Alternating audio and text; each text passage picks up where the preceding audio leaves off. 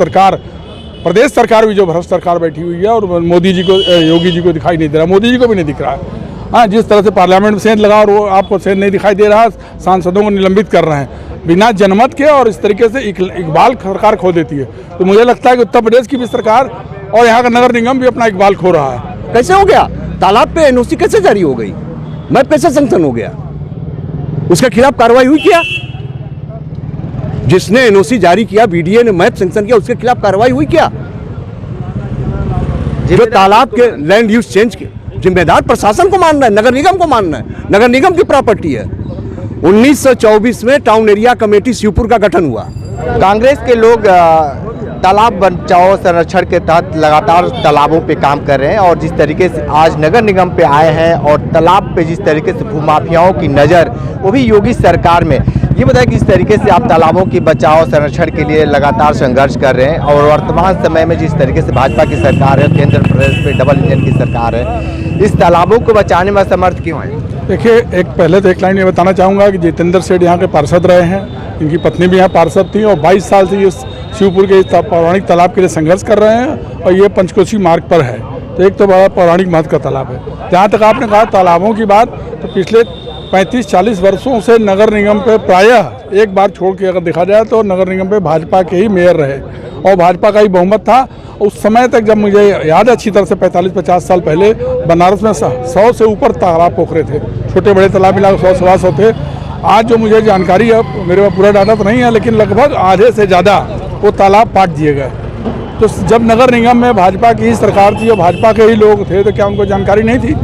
ये भू माफियाओं से मिलकर और ये जो यहाँ के अधिकारी या जो लोग वो मिलकर इस तरीके का षड्यंत्र करके लगातार पैसे के लिए तालाबों को पटवाते गए हैं। इसकी बड़ी न्यायिक जांच होनी चाहिए।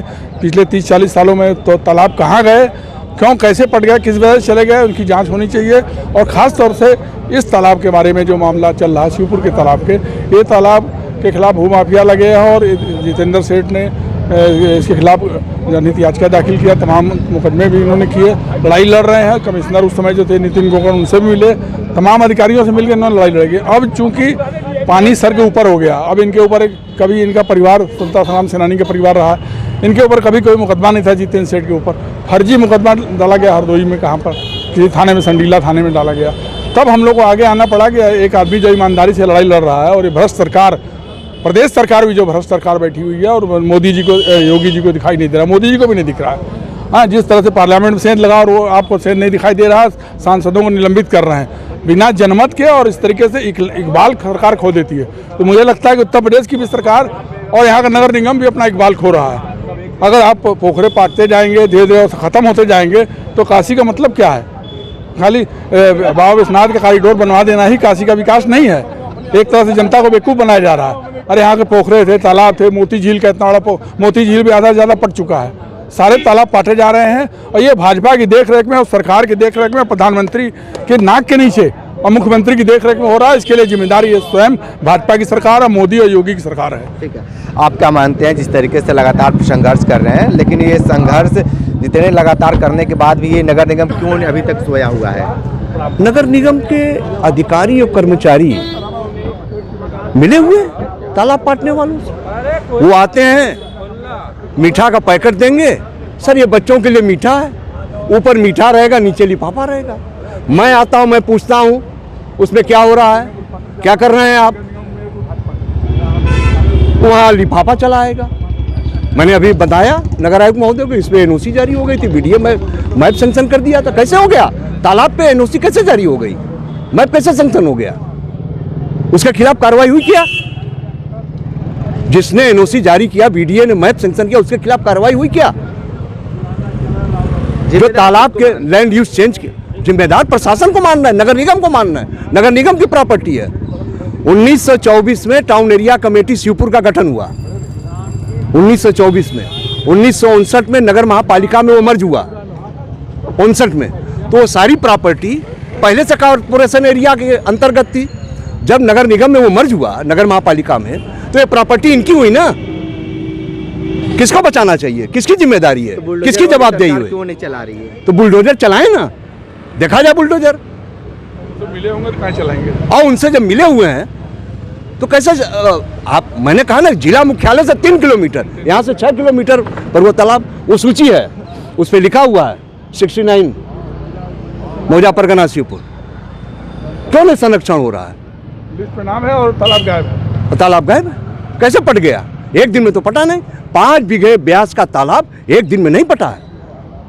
लगातार विरोध हुआ है, लगातार संघर्ष चला है, सदन में हुआ है, सदन के बाहर हुआ है, सड़क पर हुआ है, जिला मुख्यालय पे हुआ है। और हम चाहते हैं कि तालाब हमें मूल स्वरूप में मिले, उसका सुंदरीकरण हो, फिर से तालाब कायम हो। ठीक है, लगातार ये चौतरफा विकास हो रहा है और प्रधानमंत्री नरेंद्र मोदी के संसदीय क्षेत्र में जितने भी तालाब हैं उसको सुंदरीकरण किया। इस तालाब पे सरकार की नज़र क्यों नहीं जा रही है? इसलिए कि इसके स्वरूप को बदलने की कोशिश की गई, लेकिन बदला नहीं जा सका और खुदाई का सिलसिला शुरू हुआ था।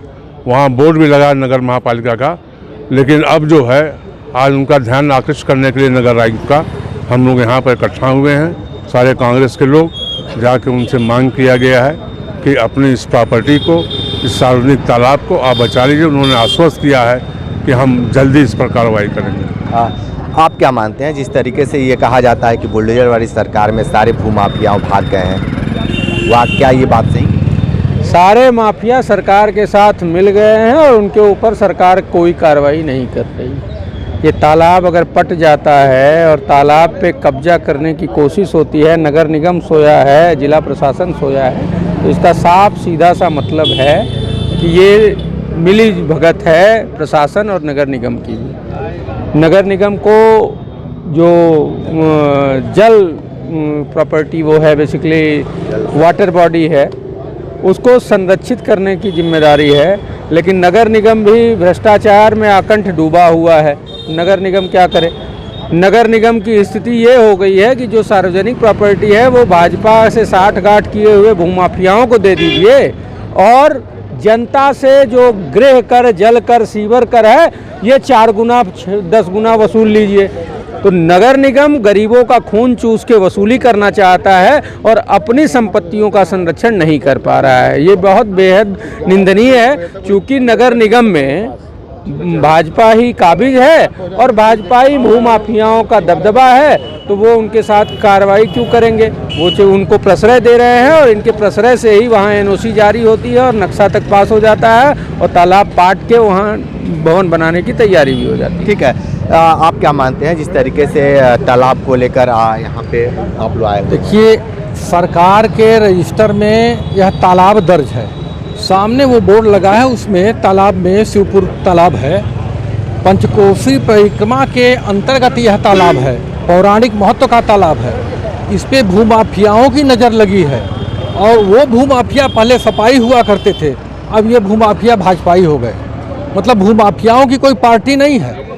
एक अच्छे नगर आयुक्त आए हैं, हो सकता है कि इनके द्वारा कोई बढ़िया कार्य हो जाए, लेकिन जो भूमाफियाओं का दायरा है बड़ा व्यापक है। डॉक्टर जितेंद्र सेठ के ऊपर हरदोई के संडीला थाने में FIR दर्ज कराया, इसलिए कि ये 22 साल से इस मुकदमे को लड़ रहे हैं, 22 साल से तालाब को संरक्षित करने के लिए लड़ रहे हैं और ये अगर पीछे हट जाएंगे तो तालाब पर भूमाफियाओं का कब्जा हो जाएगा। लेकिन ऐसा होने आप लोग को बता दें कि लगभग 22 साल से कांग्रेस के पार्षद हैं, वो लगातार संघर्ष कर रहे हैं और उसको भूमाफियाओं से बचाना चाहते हैं। लेकिन जिस तरीके से ये कहा जाता है कि बुलडोजर वाली सरकार से भूमाफिया डर गए हैं, अगर ऐसा है तो बिल्कुल आप बताइए कि डरे हैं या नहीं। विशेष रिपोर्ट कर रहे थे तो हमारे साथ बने रही कांडी बनारसी के साथ, हमें दीजिए इजाज़त। नमस्कार।